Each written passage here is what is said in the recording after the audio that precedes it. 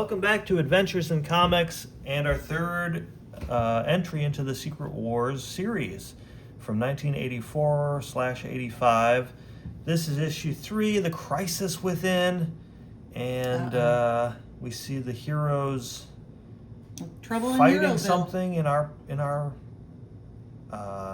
perspective here. Spider-Man. They're kind of, I don't know, it's like they're jumping towards the viewer, but I guess you're like, why would they be fighting Spider-Man of all people? There's a lot of distrust about the mutants in the conclusion of our last issue where Magneto tried to sabotage the hero's base, and we'll see Spider-Man proves he's not just up to fighting mere muggers, as Human Torch suggested in issue 2. He can take on the whole team of the X-Men and hold his own at least. So there's a huge storm happening in the intestinal spaghetti fortress area of Magneto. It's like a Sphinx 2 paws or something. Yeah. Robotic Sphinx. So this was written by Jim Shooter, drawn by Michael Zeck. John Beatty did the inks, Christy Shield the colors, and Tom DeFalco edited. And we get to see a really weird interaction between Magneto, a romantic interaction with Wasp. Took me by surprise. Isn't it a weird tonal change? There's a lot of reasons. The alien landscape is so weird. I know the flora and fauna is all the same color, but it's got some weird shapes. So there's a storm raging outside. Not the character storm, but there's like a horrendous thunderstorm happening. And Magneto summons his prisoner, who's the Wasp. She's been suspended in midair in this prison of metal, this metal ball. Boy. So she comes back to full size and comes to talk to Magneto, who has his hair slicked back. And he's drinking some wine. He's casual, but he's still in armor. Like, what is up with his suit? Because it's like, this must be cloth, but he's got like a metal collar. Yeah. It's like, that's kind of, it's almost like he's got like a... It is gauntlet, I mean... Like something you put on a animal to do like manual labor or something. It's like a giant horseshoe or something. Yeah. It's weird. Or like a diving, like the diving belt. Yeah. Back in the old days when it was big. And those they had big suits. Yeah. Those big like retro-futuristic suits. Yeah. I could see why he'd want to have metal incorporated into his costume for his powers. If like worse comes to worse, he's always got a little bit of metal. Right. But it's hard to imagine it blending well with the What's he eating? organic like fibers. Noodle croissants or something. Really odd. They look like the rocks from the landscape, kind of. They're like little burritos. Well, la-di-da. She blasts his food away. She's weird she's looking. odd. The way that they don't draw her nose arch Yeah. is kind of strange. It's very bug-like. Yeah. She is a wasp. It's... And he says, I'm not here to torture you or anything. I apologize, but we have things to discuss. Do you think he's got a wind machine blowing his hair back? Yeah. That's why he kept her in prison for a while. He's like, I gotta get everything ready. Right. Where's my wind machine? So we cut to Whoa. the heroes here. And if you remember from last issue, the Thing has been reverted to his human form. So he's not going to be that helpful during this raging storm, which has cleaved this big rock from its... It's like the cliff is coming down on them. There, yeah. They look like they're getting flooded as well. They have time to talk about it as the rock's falling. There's a lot They're of like, oh no, pictures. odds blood. Thor said that last issue too. So he's gonna the All-Father break it up with his Mjolnir, his blast there. It's something we should adapt more. Like you're pushing your cart in... Odds blood. Or by the All-Fathers, get out of my way. Oh. That's another good close-up. Yeah, it is. That Mike Zeck does here. He smiles. He takes pride in his work. She-Hulk. Dang. She's strong. And she's kind of berating Hawkeye. She's like, what do you think an arrow's going to do with all these huge boulders raining down on us? He's like, you'd be surprised. Well, I found okay. a bomb arrow, okay? You think she'd go, here, hold this. Let me... Yeah. And, this is pretty dorky. Oh my Iron God. Man, which, remember, this isn't Tony Stark. This is Rhodes in the Iron Man costume. But he's bringing back the rocket skates that Yeah. Iron Man uses sometimes. But look He how can he's fly, but sometimes you gotta skate. Look how he's holding his hands, too. He's just gripping for Why life. fly when you can skate? Oh, goodness. And he's saying, you in your energy form, Captain Marvel, you can investigate all the damage, faster than me. So I'll take the downstairs. You do everything else. Do you think in the next in the 90s version he'd be wearing those Heeley shoes? Oh, for sure. That's what those remind me of. I'm glad I missed that trend. I probably would have broke my ankle. Or Have you something. seen on the internet now? It's all your generation that their parents didn't allow them to get them, so they're like, I They're getting finally them got now. them, and then they fall immediately. The Hulk is helping them repair the damage Magneto did in their energy center of their base. Wow. She-Hulk moved that 30-ton particle accelerator to the power plant cap. Once I install this modulator, all the damage done by Magneto will have been repaired. It's like, that's quick. Wow. They really learned this alien technology fast in a couple of issues. Yeah, he did. They were just complaining about how foreign it was, how advanced. Wow. They want to go home. Captain America's like, your wife's pregnant, right? Well, let's try to go home.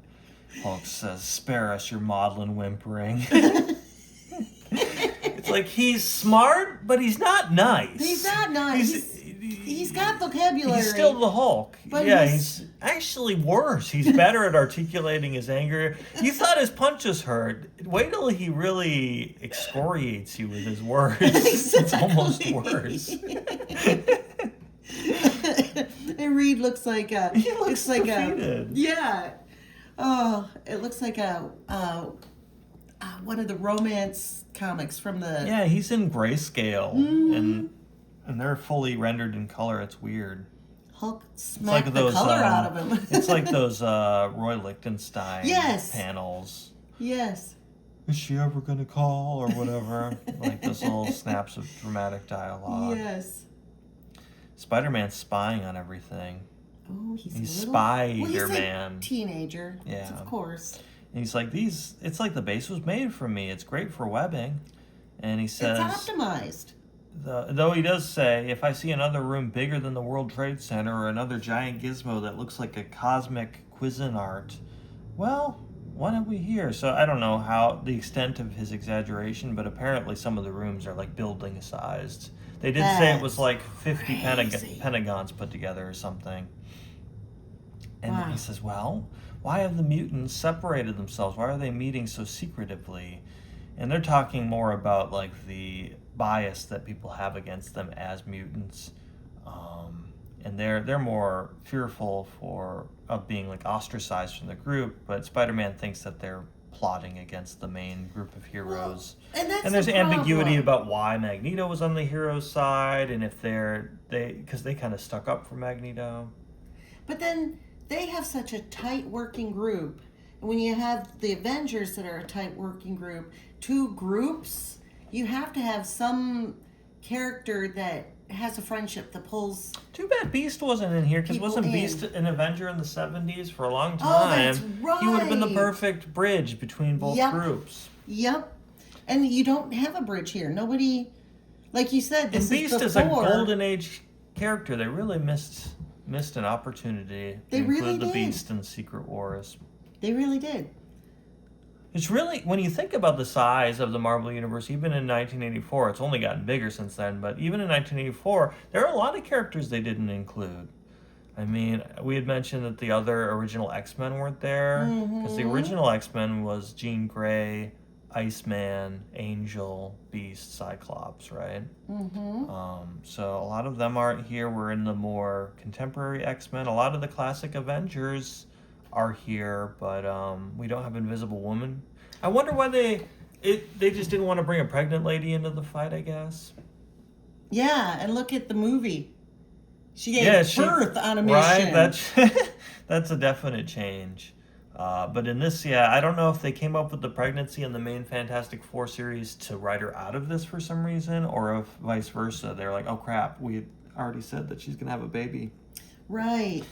We don't want a bunch of scenes where she's like, oh no, my baby. Well, it's funny because we always say in the comic books that, well, her power does end up saving the day in many ways, but in the movie you could just see how powerful she is. She's almost... Well, yeah, if you think about what her power can do, it's really versatile. Yeah, you don't usually see her like grabbing stuff, whipping it. Yeah, you can use it as a projectile that way.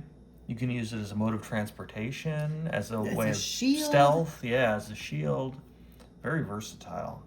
It's also great to see Spider-Man getting the best of the X-Men so easily. Yeah. They're like, this is going to be cake. But he pushes.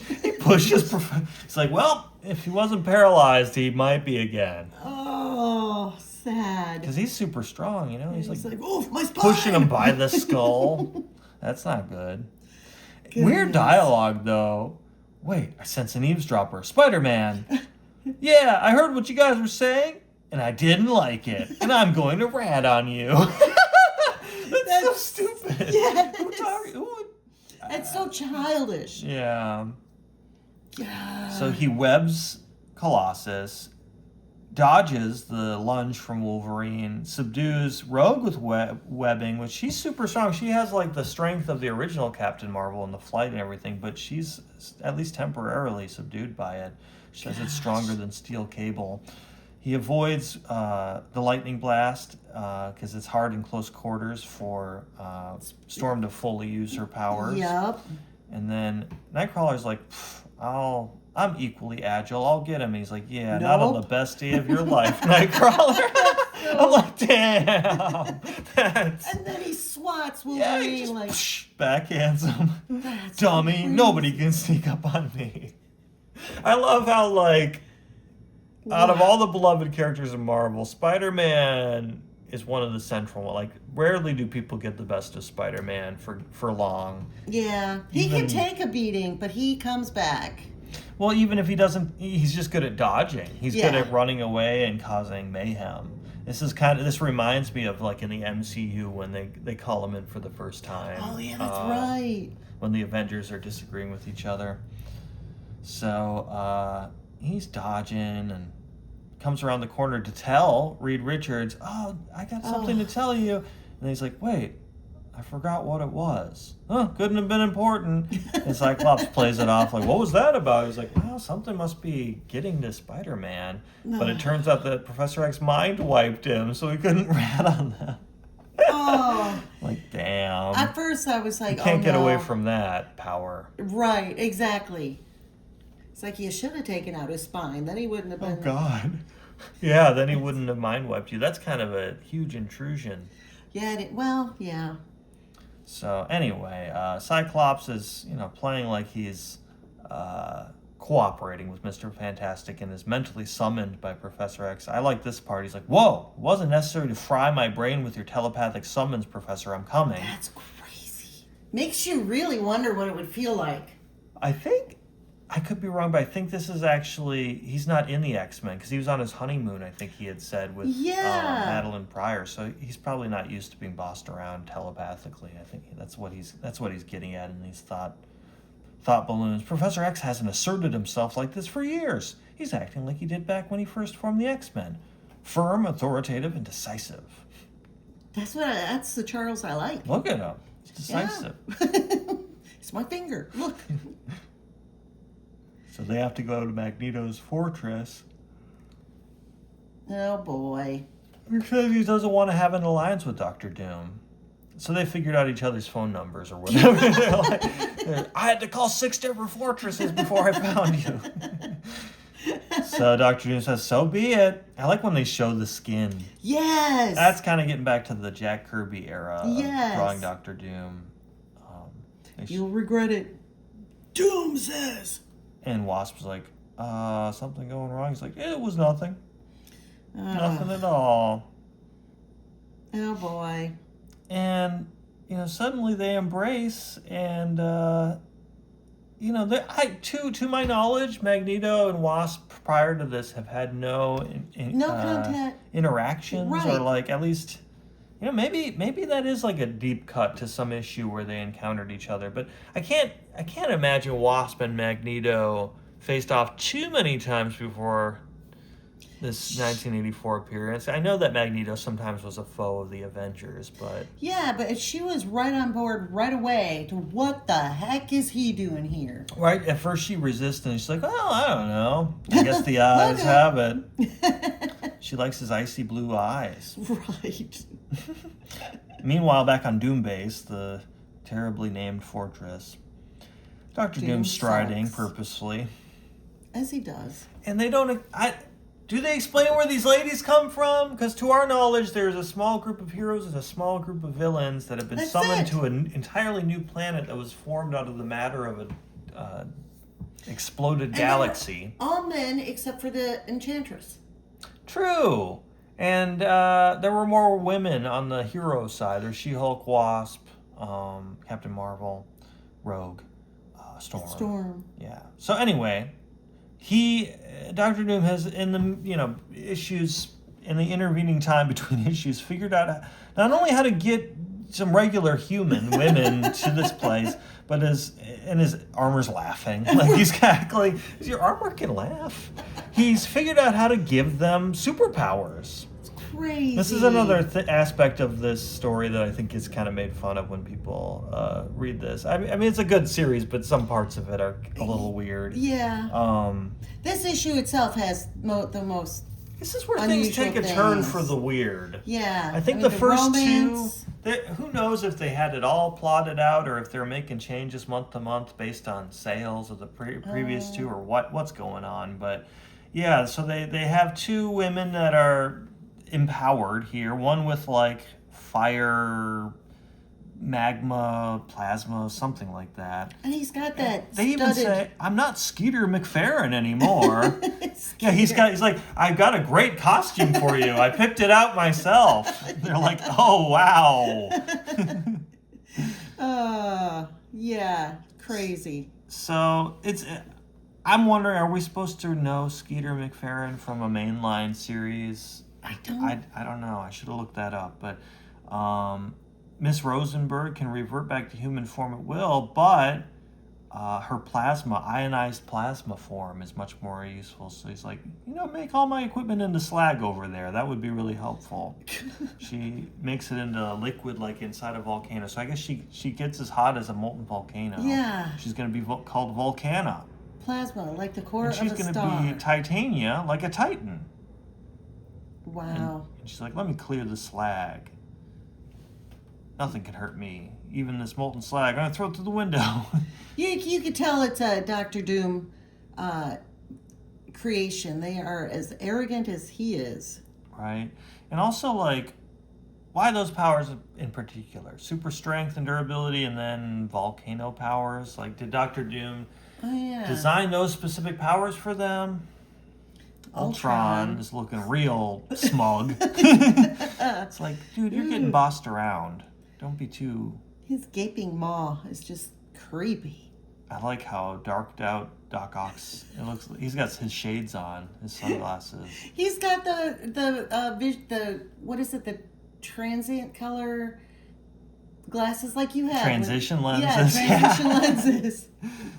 The Wrecker's like, where did they come from? I thought we was the only ones on this planet except for Captain America's Jerk Squad. And Absorbing Man says, who knows? I wouldn't put it past Doomsday to build broads from scratch. Doomsday and Maggie. Doomwimp or something like that, he called him. So she takes a interest in Absorbing Man. She's like, you're like the toughest guy. Come here. She comes in real She wants aggressive. to prove herself, yeah. He's like, I'm resting. So she continues to break rocks and things that demonstrate her strength.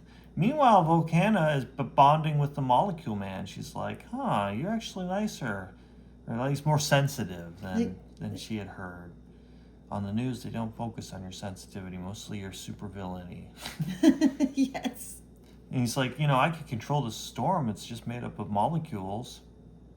But my therapist says I should just let natural things happen. That's better. Aww. But he believes in doom, so he's going to be manipulated. Meanwhile, the psychostasis of the Wrecking Crew and Kang the Conqueror is being supervised by Thor. And in a separate container, I think in a healing container, they're like, don't heal the guys, but we'll let the Enchantress heal. Let the god heal. She's in a cell regenerative healing capsule. And he's like, we're the only non-mortals here. We're from Asgard, so we should talk about what's happening here. I'm like, what? Why? Keep her, she's evil. Right. Doesn't she make, like, illusions and can do all sorts of mind control? So she's like, well, we can't talk here. The mortals will hear us. Let's go through this portal. So things Why couldn't they do a portal back to Asgard and then a portal to the world? I think the portal just goes to somewhere else on Battleworld. Okay. But yeah, that is a good question. The extent of the portals, like, because wouldn't that make you pissed if you were on their team? oh, and you they're could do that the whole time.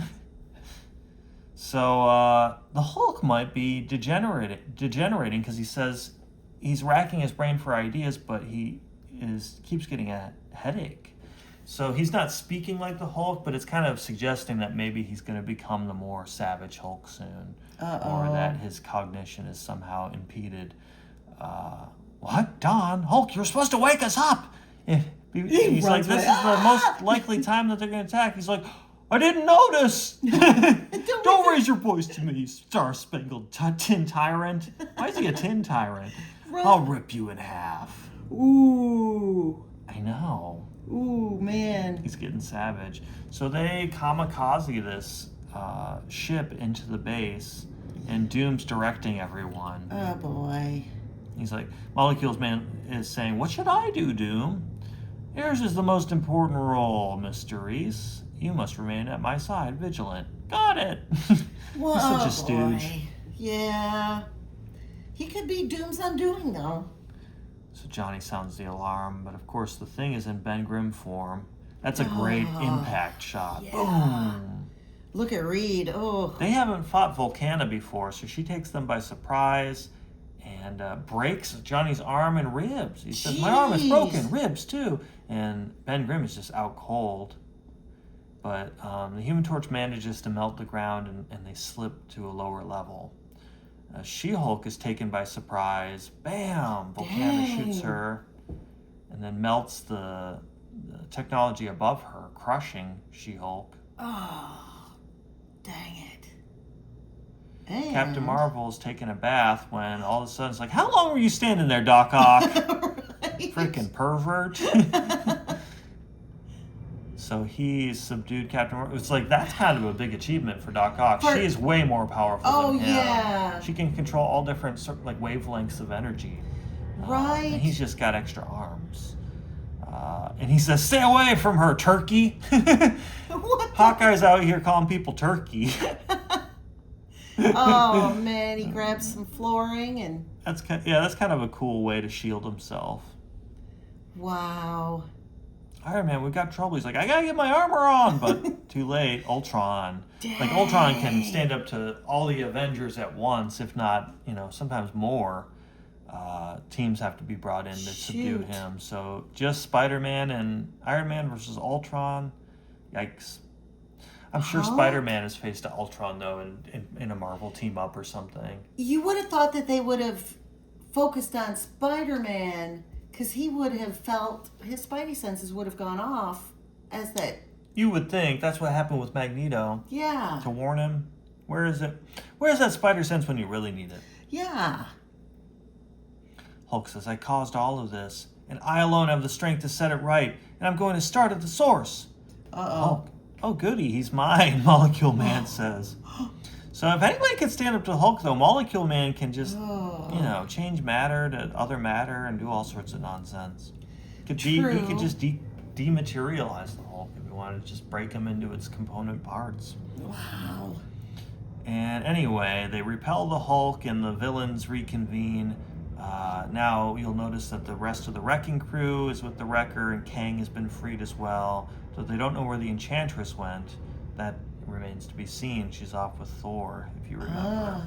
If you were a Molecule Man, would it ever cross your mind you could give people super wedgies? That would be what you did if you could manipulate all molecules, is you give people wedgies? Think about it, though, because if they're busy, you could get away with all kinds of stuff. I think that's the interesting thing about his power is he can manipulate things at the molecular level, but he has an average person, or if not slightly below average person's intelligence. So he probably would do that. Not to say that yours is an unintelligent idea, but like, it's true though. If you were a scientist, like you studied like molecular biology, you could probably use that power in a much more profound way than a regular guy that has average level of intelligence. A wedgie gets you out of tightest place. I'm sure it would be helpful to some degree, but that's the tragedy of his characters. He has such power, but not really. That's why Doctor Doom harnessing him is so dangerous, because now you have someone that actually knows what to do with molecular manipulation. Dr. Doom's like, wait, you can manipulate all molecules in existence? Molecule Man's like, yeah. Dr. Doom's like, you're scared of me? He's like, yeah. Okay, well, I'll tell you what to do. Dr. Doom goes commando, so that he has no worries about a wedgie. He's prepared. So, well, if you enjoyed issue 3, we're going to see Situation Hopeless next issue, and I have to say issue 3 was a little bit of a bland cover out of all the Secret Wars covers, but issue 4.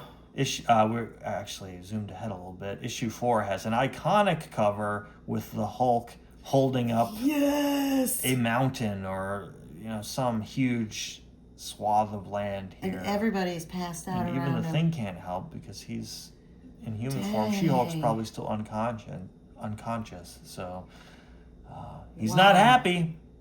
But he's doing it. Stay tuned for next episode where we cover Secret Wars number 4, and thanks for watching.